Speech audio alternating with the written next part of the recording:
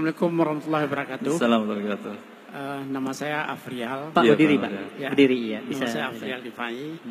Yang akan saya tanyakan terkait dengan menunaikan kewajiban sebagai pedagang. Iya, Pak. Oke. Seperti umpamanya mengeluarkan zakat mal. Iya. Apakah kalau kita ketahui kan yang zakat mal itu harus kepada asnaf yang 8. Iya. Ini sebagian dari kita kan juga ada yang memanfaatkan asnaf 8 umpamanya orang yang berutang sebagai umpamanya untuk membangun masjid, untuk membangun tempat-tempat ibadah lainnya, dengan mengatakan atas nama orang yang berutang, lalu dia terima itu untuk membangun masjid. Apakah itu boleh, Ustaz? Ya, Siapkan membangun masjid mungkin saja. Ya.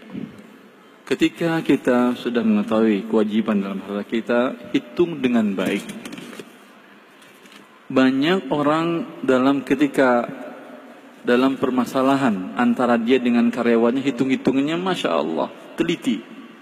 Dia dengan pajak hitungannya teliti. Ketika menghitung zakat, asal saja keluar. Menurut dia sudah lebih batas. Itu lebih banyak tuh pembagian, lebih banyak tuh. Lebih banyak gimana? Tadi saya terima 3 miliar masih sedikit itu. Memang kekayaannya luar biasa. Kayaknya 200 miliar dolar US.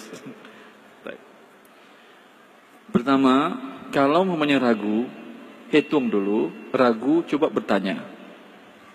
Ya, alhamdulillah SIP belum mampu menjawab, tapi saya insya Allah bisa membantu. Ambil nomor telepon Ambo, telepon start. Ya, ada juga kawan-kawan yang bisa membantu yang Ambo ada namanya. Saya ada sebuah PT konsultasi syariah, nama ETA. Ada nomor NPWP-nya, ada nomor izin usahanya, segalanya lengkap. Erwandi Tarmizi Associates, bisa hubungi di sana atau bisa hubungi saya langsung. Ya, nanti saya bantu cara menghitungkan zakatnya. Secara garis besarnya, zakat yang dihitung adalah barang yang diperjualbelikan. Baik barang itu ada di toko ataupun di gudang yang akan dijualbelikan. Baik barang sudah jadi ataupun setengah jadi. Baik barang yang kalian sudah laku, berarti dalam bentuk uang kan sekarang. Baik barang laku atau belum. Ketika jatuh tempo zakatnya dihitung semuanya. Kalau ngitung uang kan gampang. Ngitung barang tadi dihitung dengan harga per hari itu, bukan harga pada waktu beli. Dinamakan dengan qimah istidlaliyah. Dapat harga semuanya dikali 2,5%. Dikali 2,5% berapa ini? Terserah. Semakin besar aset Anda, semakin besar yang dikenakan zakat. Adapun rukonya tidak. Mobilnya tidak. Ini yang dizakatkan hanya barang yang itu dijualkan. Kalau pakaian berarti pakaian saja. Mesin hitungnya nggak dijual, nggak dihitung. Adapun boneka-boneka, aksesoris boneka-boneka itu jangan dihitung. Itu kan nggak mau dijual kan? Nah, itu tidak dihitung. Ya. Setelah dapat angkanya ini besar, sebagian orang besar. Saya pernah masih seorang pelatih yang memberikan pelatihan tentang zakat. Ada salah seorang peserta pelatihan itu. Ketika dia menghitung zakat pribadi dia tulis angka 5, 40, 10. Dia nanya, Ustaz saya zakatkan berapa Ustaz ya? Kenapa Ibu? Ini 40 apa ini? Ini 40 miliar Ustaz. 40 miliar ini adalah modal yang saya putar untuk pembuatan catering saya. Dia ternyata mempunyai catering terbesar di kota Surabaya. Yang ini 10 apa Ibu? Ini 10 ini laba bersih setahun. 10 miliar? Iya, alhamdulillah. 10 miliar. Saya zakat dari yang mana Ustaz? Dari 2,5% 10 miliar atau 40 miliar? Saya katakan dari 50 miliar Ibu. Zakat bukan dari laba saja. 20 miliar kali 2,5. Banyak lah ya. Alhamdulillah banyak. Segitu zakat satu orang ibu-ibu. Setelah tahu angka ini, bersih harta Anda. Dan bertambah harta Anda. Jangan kira keluar 200 juta rugi saya. Kata siapa rugi? Allah bilang untung Anda. Allah bilang untung Anda. Dan bahkan orang-orang yang tidak punya uang iri dengan Anda. Ustaz iya banyak ilmu, tapi pitih nak doh. Pitih nak doh, bakal berzakat, bakal bantu orang, bantu doa salah. Adanya bantu doa. Yang ini punya harta, bisa bantu orang dengan doa, bisa dengan harta. Maka ada diri kak.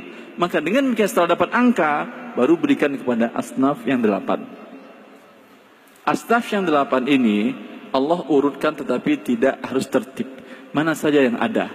Tapi lihat kenyataannya siapa yang paling berat. Ada di sana fakir miskin, ada fuqara, kemudian ada gharimin, orang yang berhutang, ada yang fisabilillah, ada yang sabil. Lihat di sekitar Anda mana yang ada. Yang dia berhutang untuk masjid tadi, siapa yang nyuruh dia berhutang untuk masjid? Berhutang itu yang boleh dibayarkan, hutang untuk kebutuhan sendiri atau mendamaikan orang. Bukan untuk masjid. Hutang sebenarnya tanggung sendiri. Siapa yang nyuruh dia? Anda kan mau cari pahala kan ya? Anda berhutang tujuan itu apa? Dapat pahala. Ustaz, ya udah ambil pahala sendiri. Saya nggak mau bayarin. Kan Pak, nanti saya nggak dapat pahala lagi saya bayar hutang Anda. Siapa yang nyuruh? Tidak pernah masjid dibangun dalam Islam dengan cara hutang. Masjid Rasulullah sallallahu alaihi wasallam. Tanahnya Rasulullah beli, tidak ngutang, tidak mengutang Rasulullah tanah, beli tanahnya dari seorang anak yatim. Masjid Nabawi sekarang itu dibeli Rasulullah anak yatim. Kemudian diwakafkan Rasulullah sallallahu alaihi wasallam untuk Allah, karena syarat masjid adalah wakaf. Kemudian dibangun ala kadarnya, sehingga ketika hujan Rasulullah sujud. Dalam hadis Bukhari diriwayatkan bahwa Rasulullah di malam Lailatul Qadar sujud dan hujan turun dan mukanya basah terciprat air hujan. Itu masjid Rasulullah. Masjid Anda bocor enggak? Tidak bocor dah.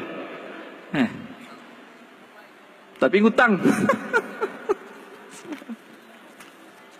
Allahul musta'an. Sehingga habis dana kaum muslimin untuk masjid. Anda lihat masjid bagus dan indah sekali, tapi di sekitar masjid fakir miskin banyak yang enggak makan, tidak berpakaian, tidak penuhi sekolahnya. Maka di masa Umar bin Abdul Aziz, ketika pemerintahan dia, datang Sadanatul Ka'bah, surat dari orang yang menjaga mengurus Ka'bah. Wahai Umar, tolong belikan kiswah untuk Ka'bah. Kiswah Ka'bah itu tidak murah, itu mahal, dari sutra segala macam, bahan mahal. Benang betul benang emas. Apa dijawab oleh Umar bin Aziz? Dijawab oleh Umar bin Aziz, saya tidak berikan pakaian untuk Ka'bah sebelum umat Rasulullah sallallahu alaihi wasallam semuanya pakai pakaian dan mereka kenyang. Begini cara prioritas dalam memberikan dana untuk yang butuhkan. Ka'bah ndak makan, ndak dibeli baju, kedinginannya ndak.